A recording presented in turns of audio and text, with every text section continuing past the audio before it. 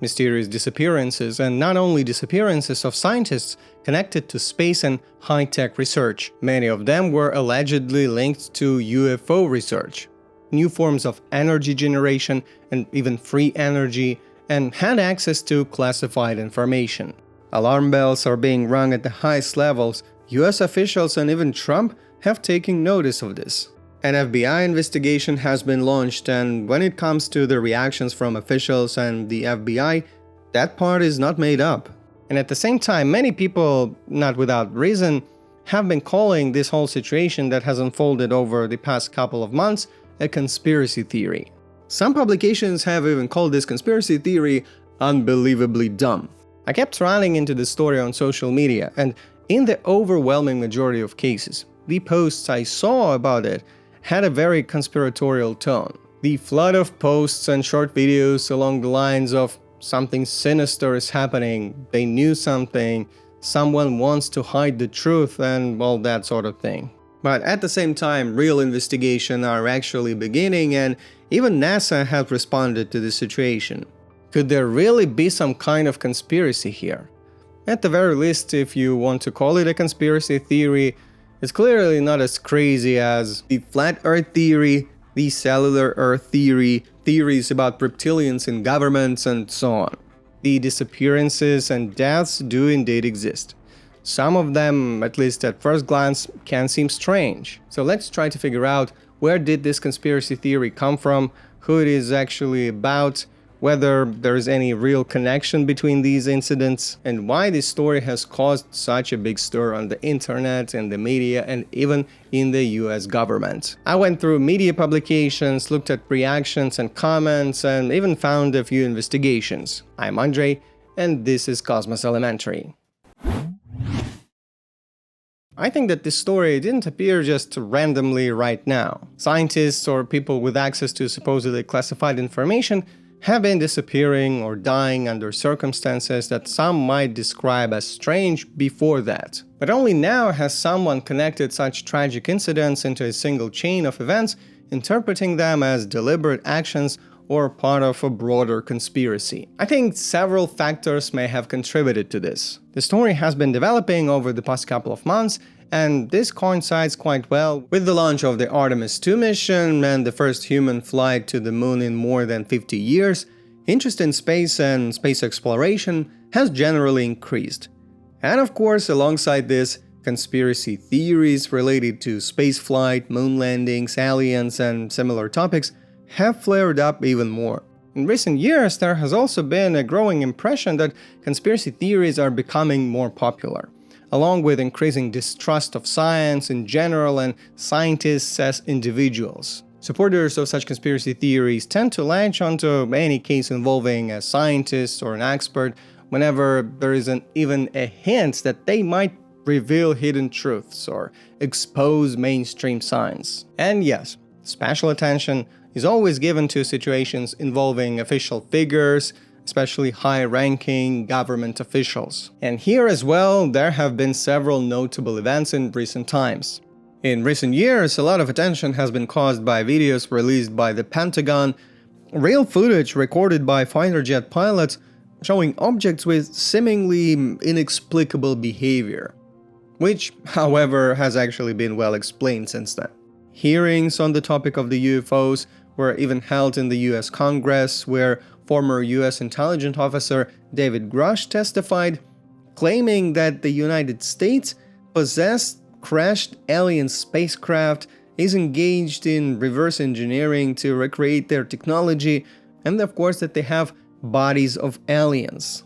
He presented his evidence basically as a "trust me, bro." I'm slightly exaggerating, but not by much. He described all these extraordinary things, but then admitted that he hadn't personally witnessed any of it. He was only relaying what he had been told by people who allegedly had seen that. Interestingly, David Grush will come up again in our story later. In a way, he is partially involved in it. And additionally, a new committee was established to deal with unidentified objects, which have now been renamed from UFOs to UAPs, unidentified anomalous phenomena. Their branding was also partially carried out in order to reduce the stigma around the topic, since UFOs are mostly associated in people's minds with something unserious, and also to include a broader range of phenomena within what is being studied and investigated. Not only flying objects, but also those in water and on land, and in general, any anomalous phenomena of this kind. This all refers to events from recent years. But in the past few months, there were 2 more developments that further increased interest in this topic, involving people at the highest level, including 2 US presidents. The first case concerns Barack Obama. You might have come across posts or headlines like "Barack Obama reveals the existence of aliens." In an interview, Obama was asked, "Are aliens real?" And he replied, "They're real." If you don't show what comes next, it can sound like a major revelation, coming from a former US president. He had access to classified information. He confirmed it. Yeah, just like that, casually dropped it in an interview. But if you listen a second later, literally in the next sentence, he says, "But I haven't seen them, and there are no secret hangars with aliens, no alien spaceships, and so on." Later, Obama separately clarified that when he said they're real, he meant that he personally believes that in such a vast universe, there is likely life elsewhere. But from his answer in the interview, the story was already blown out of proportion. And more recently, Trump ordered the declassification of information related to UFOs. And I quote, "This process is well underway and we found very interesting documents, I must say, and the first releases will begin very soon." This quote is from February of this year, right around the start of the whole missing scientist story. While I was working on the script for this video, the first batch of what some people now call the Trump UFO files was released. It's been all over social media lately. This image is being widely circulated everywhere and looks strange, because as stated on the website itself, it is not a photograph of an object, but rather a photo of the location where the event allegedly took place. The object shown on top was added using graphics based on the description from supposed eyewitnesses. Most of the other images in the selection are also similar in quality to those 2017 videos I mentioned earlier today. Some dots that could just as well be balloons, debris, drones, birds, stratospheric balloons, airplanes, lens flares, optical effects, or imaging artifacts, and so on. Many people emphasize that these are from official sources, but the Pentagon has already released similar videos, and we know very well that these videos have fairly mundane explanations. Besides the images I showed, there are also a lot of documents and files, there are videos too. Some of them might at first glance seem more unusual, again, like those 2017 videos. Like the now infamous star, which is actually just a glare. I might make a separate video about this. In short, it seems to me that all these events, the release of videos and photos, hearings, reactions from presidents and government agencies, at the very least helped set the stage for this new conspiracy theory to emerge right now. What also supports this idea is that many of the incidents on the list didn't actually happen recently, but years ago. There's nothing surprising about how viral this story went. Even the examples I've already mentioned show that the internet can blow almost anything out of proportion. Take the Obama interview, for instance. So what is the core of this conspiracy theory and what do its supporters actually claim? In short, the story goes like this. Over some past period of time, more than 10 scientists who worked on space technologies, new energy generation methods, had access to classified information and, in some cases, were connected to UFO research, have either gone missing or died under allegedly suspicious circumstances. The list of names varies across different sources. Typically, it includes about 10 main individuals with another 1 or 2, sometimes more, added on top. But the core of the story revolves around roughly 10-12 people. It is difficult to trace exactly who first suggested that these disappearances and deaths might be connected. However, a rough timeline can still be outlined. Some speculation about individual cases existed earlier, but it seems that the main wave started after the disappearance of William McCasland. He went missing on February 27, 2026. McCasland is a major general of the US Air Force who retired 13 years ago. And you're probably already thinking, wait a second, this isn't even a scientist. And most sources actually talk about missing NASA scientists. But here it's neither scientists nor from NASA. You'll see today that this is not the only example like this in this list. McCasland attracted attention because he allegedly had access to classified information, and also because in some articles, and I'll quote here, he had ties to the UFO community.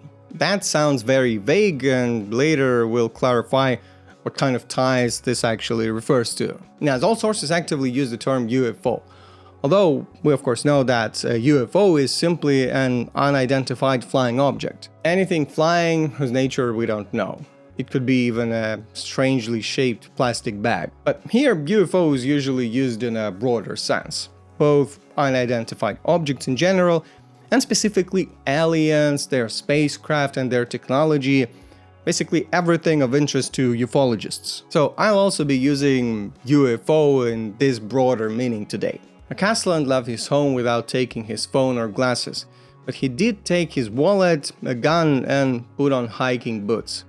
And he was never seen again. The combination of who he was in service, the alleged connections to UFO-related circles, and the circumstances of his disappearance, which many found strange, led some people to suspect that something suspicious was going on. Internet enthusiasts began digging into other similar cases and found about a dozen. At first, it all circulated on social media, Twitter, conspiracy forums, and similar spaces. Articles have started appearing in the media. For example, there was one in the Daily Mail back in March, which, by the way, is a well-known tabloid. It didn't take long for a story to reach high-ranking officials, and like in any other group of people, there are always those who are more inclined toward conspiracy thinking. Such a person was also found in the US Congress, Representative Eric Burleson from Missouri. He's known for his interest in UFOs and everything related to them, and he brought attention to the situation in Congress itself, and eventually the issue reached Donald Trump. When he was asked about this, he said that the answers would come soon and that he hoped that these were all just random cases. So this is how we got a fairly rapid chain reaction from conspiracy forums all the way up to the presidents of the United States. NASA also had to respond. For example, here's a tweet from Bethany Stevens, press secretary of NASA's current administrator Jared Isaacman. The comment reads as follows. NASA is coordinating and cooperating with the relevant agencies in relation to the missing scientists. At this time, nothing related to NASA indicates a national security threat. The agency is committed to transparency and will provide more information as able. The main list usually includes 11-12 names. Michael Hicks, an astronomer who worked at JPL, Jet Propulsion Laboratory. Frank Maiwald, also from JPL. Anthony Chavez, a staff member at LANL, Los Alamos National Laboratory. Melissa Cassius, also a staff member at LANL. Monica Riza, aerospace engineer. Steven Garcia, an employee at Kansas City National Security Campus. Nuno Loureiro, physicist at MIT, involved in plasma research and nuclear fusion studies. Carl Grillmeyer, astrophysicist at Caltech. The above-mentioned U.S. Air Force Major General William McCasland. Jason Thomas, a chemical biologist at the pharmaceutical company Novartis. And also Amy Askrich, who is sometimes listed as a scientist and in other sources described as an anti-gravity enthusiast. And Matthew Sullivan, a U.S. Air Force serviceman, and in his case it is interesting that he was supposed to testify before Congress at another UFO hearing, similar to the ones I've already mentioned. All 12 of these individuals are either reported missing or dead. Considering the fields they worked in, space, plasma and nuclear fusion, advanced materials, and the level of secrecy involved in some cases, plus alleged connections to UFOs and even anti-gravity, it can start to sound genuinely suspicious. And it becomes especially suspicious when some people, whether by mistake or intentionally, claim that all these cases happened within a span of just a couple of months. If that were true, it would indeed sound even more unusual, but it isn't. Some incidents date back to 2022-2023, and in reality these events unfolded over a period of about several years, although the majority of cases are concentrated in 2025-2026. Still, sometimes earlier names are added to the list, going as far back as 2021. Another point often described as suspicious is the geographic distribution of cases. Here's a map from Mick West's investigation, which I will also refer to later today. And here we can see that 10 out of 12 cases I mentioned are concentrated in just 3 locations. In the public imagination, the whole story is also reinforced by reactions at a high level and the launch of an FBI investigation. Now let's go through the main cases in more detail and try to see whether there is any actual connection between them. As I've already said, at the very least, this kind of conspiracy theory, if we can even call it that, is far from the most extreme one. In general, it is possible to imagine a scenario where someone is deliberately eliminating certain specialists for some reason. And it's even possible to imagine a situation in which even the most hardline skeptics might start thinking that something suspicious is going on. For example, if 10 to 12 people had disappeared within a single month, and most importantly, if they all had worked on the same project in the same laboratory. Let's look at how things actually stand here. I found different sources and I'll leave all the links in the description as always. Apart from media articles, what turned out to be especially useful was the investigation I already mentioned by Mick West, a science writer, author of numerous debunks and the founder of the website Metabunk.org. One of the earliest events on the list is the death of Michael Hicks. It happened on July 30th, 2023. He was 59 years old. If you read about this in the media, even in fairly reputable sources, they can add a sense of mystery. They write things like died under unknown circumstances or that the cause of death hasn't been disclosed.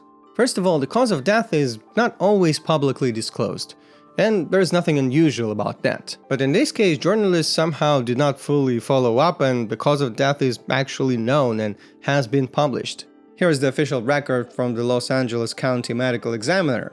And it lists the cause of death as arteriosclerotic cardiovascular disease. And as a contributing factor, morbid obesity is listed. In other words, this was a natural death with no foul play involved, caused by long-standing health issues. Who was he and what did he do? JPL is one of the NASA's main laboratories which is in one way or another involved in a large share of space missions. Hicks was a planetary scientist and his specialty was the properties of asteroids and comets. He contributed to several space missions that many of you are probably familiar with. Deep Space One mission, a spacecraft that performed a close flyby of asteroid Braille and comet 19P Borrelli, the Dawn spacecraft which visited the asteroid Vesta and the dwarf planet Ceres, and more recently the DART mission which tested the method of protecting Earth from dangerous asteroids by deflecting their trajectory through a kinetic impact, by deliberately crashing the spacecraft into the asteroid itself. In other words, we are looking at a respected scientist who worked on several major space missions, who died of natural causes. There's no clear connection to UFO-related work in his career and no evidence of any classified or secret information involved. He died 3 years ago, and it's not clear at all how he ended up on this list. Most likely he was included simply because he was a scientist and worked in space-related fields. But if we think about it, there are thousands of astronomers in the world and many of them pass away every year. We'll come back to the statistics later. Let's move on. Frank Maiwald, another former JPL employee on the list. He worked on a number of missions and satellites that studied Earth's climate and oceans. He specialized in spectroscopy as well as remote sensing of planets. Undoubtedly, these are very interesting projects, but they have no connection to UFOs, secret technologies, or anything of that sort. At the time of his death, he was 61 years old. In this case, the official cause of death was not disclosed. Why did he end up on the list? Beyond the unclear circumstances and a bit of chronological coincidence around 2024, there is also another element. In tabloids like the Daily Mail, it was reported that about 13 months before his death, he had been working on a breakthrough project that allegedly would help detect signs of life on Europa and Enceladus.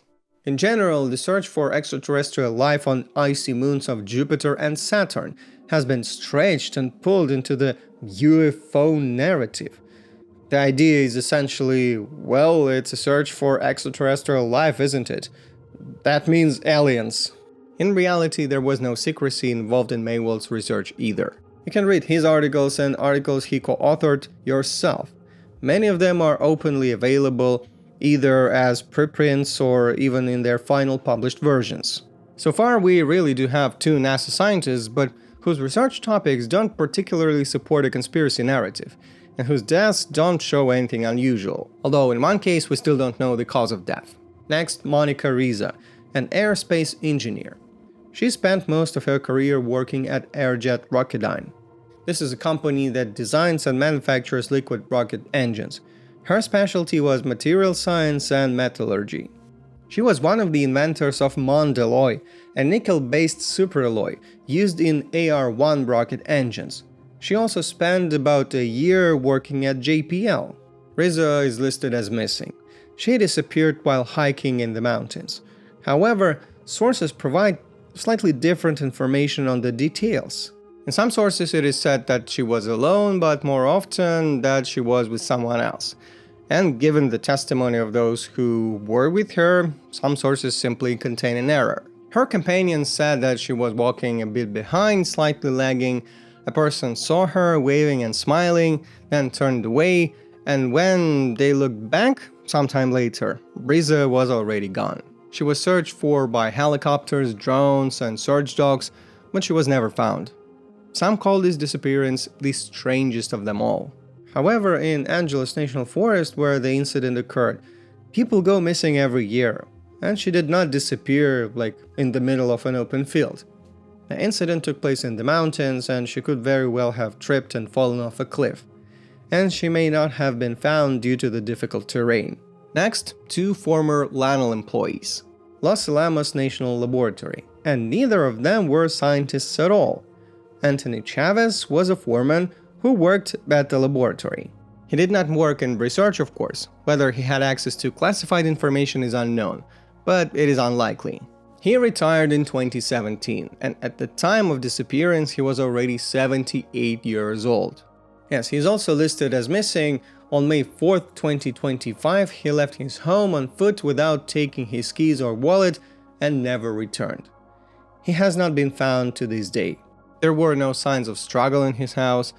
Of course, age could have played a role here. The second LAN employee is Melissa Cassias. She was an administrative assistant, essentially an office worker.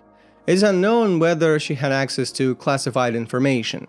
She went missing on June 26, 2025. At the time, she was 53 years old. She drove her husband, who also worked at LANL, to work, but said she had forgotten her badge and decided to work from home.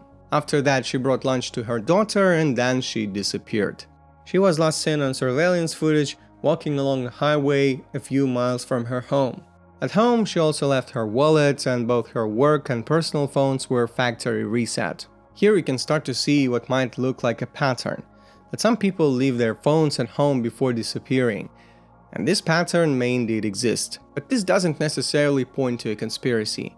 It may simply indicate that some of these individuals did not want to be found. In such cases, people sometimes leave behind phones, keys, and documents before leaving. Unfortunately, I have personally even encountered a similar situation in real life. Melissa's relatives also reported that she had been experiencing significant stress recently due to financial problems. So both examples of employees from Los Alamos National Laboratory look unusual in this list. Both were not scientists, and it's unknown whether they had any kind of security clearance. So on that point, it is pure speculation. What may seem unusual are the circumstances of their disappearance, and the fact that both people worked at the same laboratory. But even that in itself doesn't really prove anything. Next, Nuno Loureiro, a physicist of Portuguese origin from MIT. Here we again have a real scientist, a nuclear physicist who worked on plasma research, the nature of solar flares, and the potential use of fusion energy. Here it is easier to understand the logic of conspiracy theorists. Something like he was trying to create a source of clean and almost free energy, and for that he was eliminated, supposedly on the orders of some oil tycoons. But Loureiro was shot at the doorstep of his own house by an old acquaintance, who had studied at the same place as Loureiro. They had previously had a conflict. And 2 days earlier, a gunman carried out a shooting at their shared Brown University campus, when he killed 2 people and injured 9 others. After that, he was on the run, and after killing Loureiro, he also took his own life. And in the end, it was a tragedy caused by an old conflict carried out by someone capable of such a horrific act.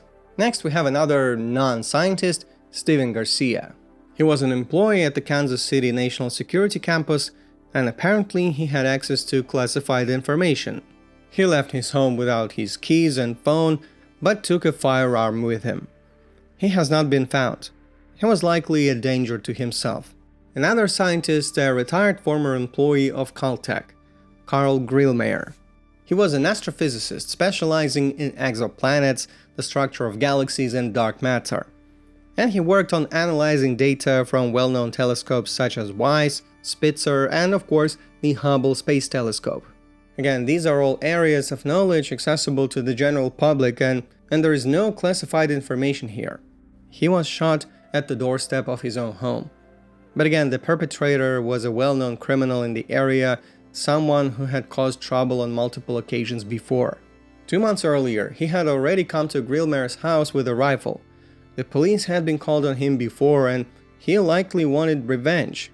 Also on the list is Jason Thomas, a chemical biologist who worked at the pharmaceutical company Novartis. He did not have access to classified government information, and he had no connection to space or energy research either. Possibly the only reason he ended up on the list is the unusual cause of death. He drowned. However, the police did not find any evidence of foul play in this incident. As for Major General William McCasland, I've already partially covered him. He is also reported as missing. And he definitely had access to classified information, and probably the main reason why he ended up on the list. And also, in many ways, what fueled the emergence of this theory is his alleged connections to the UFO community. What kind of connections are these?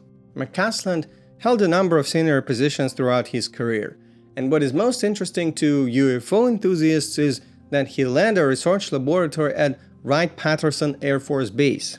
He held that position from 2011 to 2013, after which he fully retired and has not worked since.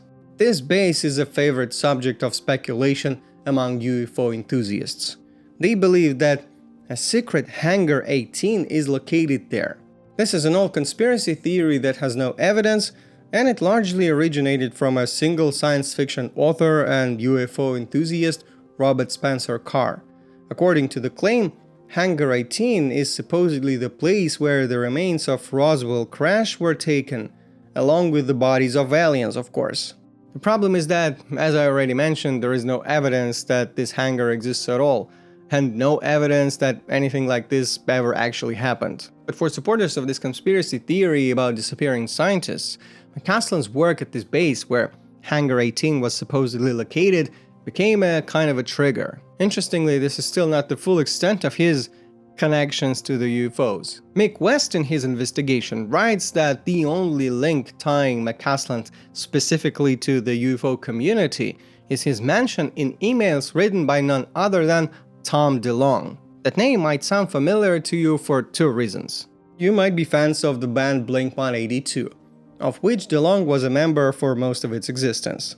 Or you're familiar with the story behind those same Pentagon videos.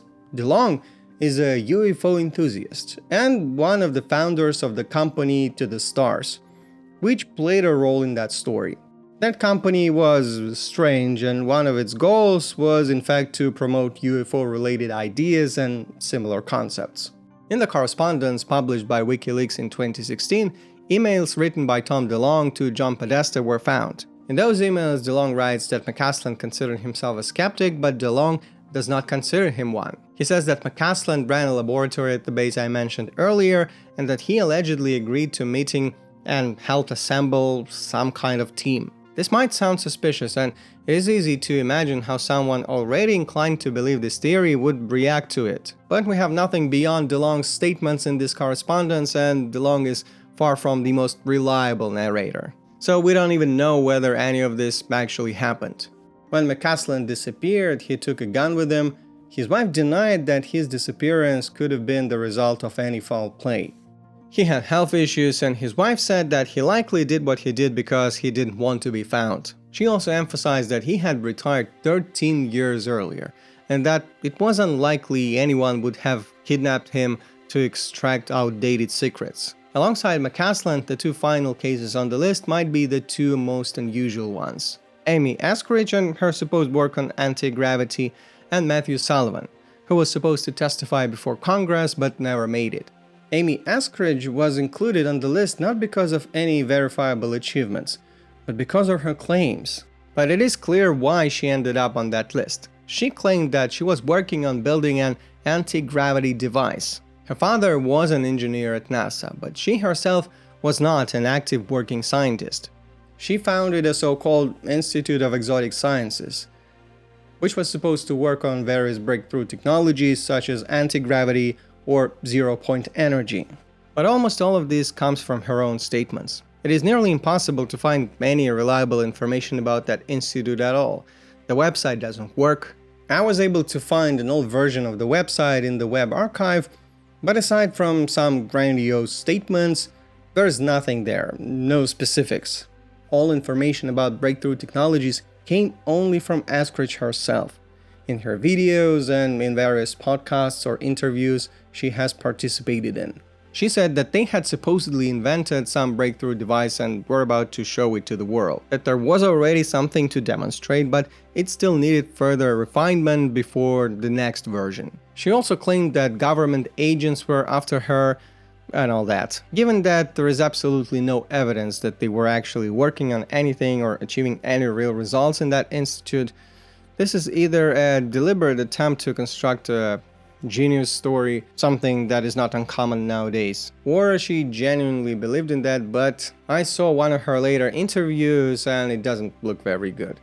Amy Eskridge appears in the interview under the influence of alcohol, and I'm not drawing conclusions based on her obviously impaired behavior. She herself says so and drinks on camera. The official cause of death is that she died by suicide. Eskridge's family later stated that she had been struggling with pain and described the tragedy as not unexpected. And this was already about 4 years ago. Considering how long ago it was and the fact that she was not a working scientist, the only reason she could end up on that list is if people heard the word anti-gravity and about her death and didn't bother to look into even basic details of her story. They didn't try to understand it any further or check what was actually behind it. And finally, we have Matthew Sullivan, former US Air Force intelligence officer. As I already mentioned, he was supposed to give testimony on the topic of UFOs, and he was brought into this by none other than David Grush, whom I already mentioned at the beginning.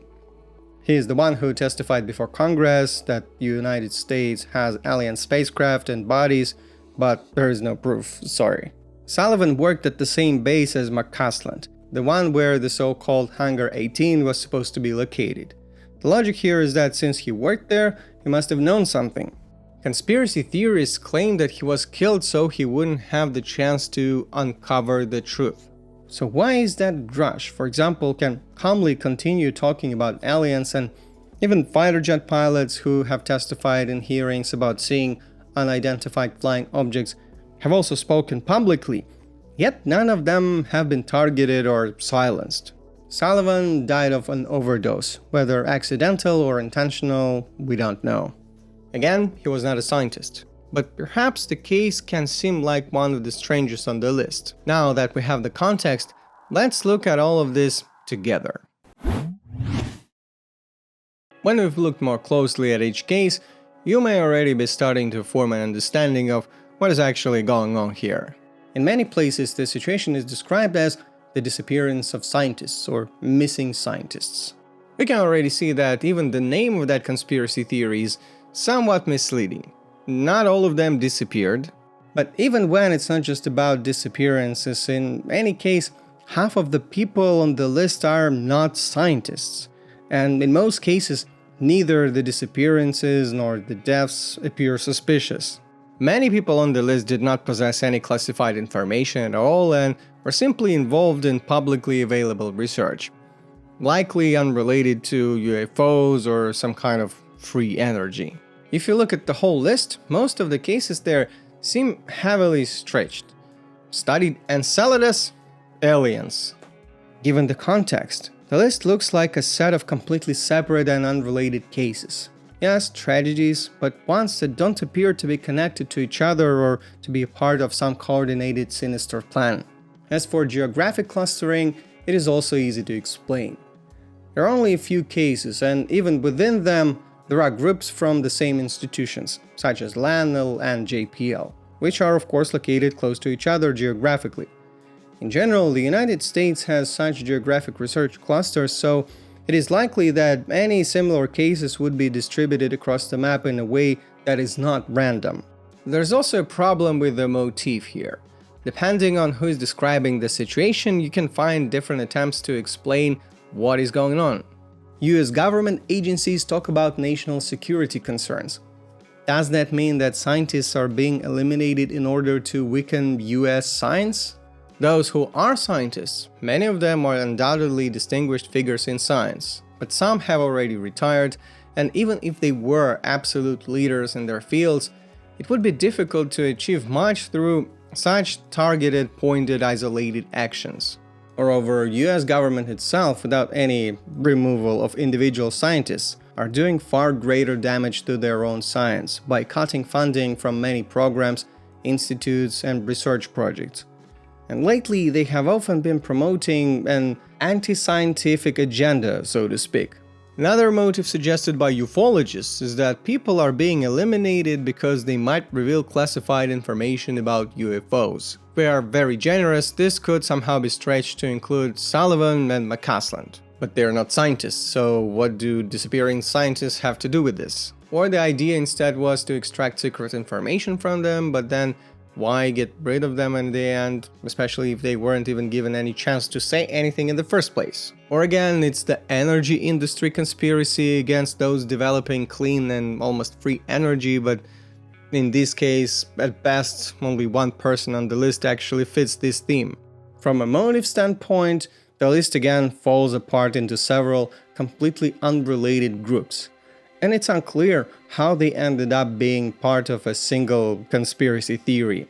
In general, it would be a different situation if there were a list of people all working on the same thing and over a short period several of them disappeared, with a clear motive, for example, someone systematically abducting them. But here, there isn't even a shared motive. So where did this conspiracy theory even come from? It is possible that someone spread this deliberately. There are now many channels and websites with large audiences, and for them, spreading conspiracy theories is basically their livelihood. Also, someone with a tendency toward conspiratorial thinking might see a few isolated cases and perceive a connection between them. And they could start spreading this online without any real calculation or verification. Regardless of how it started in the end, quite a number of people believed it, including members of Congress. And the people who repost this story on social media are mostly those who won't dig into the details or try to understand what actually happened. You can also look at the whole situation from a statistical perspective. On this topic, a good article was written by Michael Shermer, editor of Skeptic. And there are also statistical data in the article by Mick West. Monica Rizzo went missing in a national park. Every year in the United States, between 1,200 and 1,600 people go missing in such parks. Across the US, more than 500,000 people go missing every year. Of course, a portion of them are later found. But is it really that surprising that out of tens or even hundreds of thousands of people, a few turn out to be scientists or government employees? A similar pattern applies to mortality statistics. If you take a subset of people with security clearance of various levels, in the United States it is around 700,000 individuals. About 4,000 to 5,000 of them die each year. Most of these deaths are from natural causes and due to age. Around 70 to 80 per year in this group are homicide victims, and another 180 to 200 die by suicide. So again, just a handful of suspicious cases spread over several years don't look particularly unusual in the context of these numbers. And even the suspiciousness of these cases in itself is highly debatable. In the list, several people died of natural causes with no suspicion of foul play. But even if you counted all of them as murders, against the backdrop of overall statistics, it would not be difficult to pick people whose work can somehow be linked to the topics of UFOs, or nuclear energy. And there is no common connection between all of them on the list. You can, if you try hard enough, draw a connection between a couple of names on the list, but then you're no longer dealing with a list of 12 or more cases, you're left with just a couple of names, which looks far less impressive. Half of the people on the list aren't even scientists, and in some cases it's unclear why they were included at all. The supposed motives are strange, and different versions of those motives contradict each other. That in turn breaks the list apart into disconnected pieces. Against the background of general statistics on disappearances and deaths, these cases no longer look unusual. And when you're dealing with such large numbers, hundreds of thousands of cases per year, you can find examples to fit any narrative. You could pick 10 people who like chocolate ice cream the most, but that doesn't mean that there is a conspiracy by vanilla ice cream companies. This is where the old familiar apophenia comes in, the human tendency to see patterns and connections where none actually exist. In some of the cases on the list, there are almost no gaps, and everything is clear. In others, the story may be more unclear. And it cannot be completely ruled out that in the case of one or two names on the list, there may have been some foul play. However, in the form in which this conspiracy theory is being spread, it certainly does not stand up to scrutiny.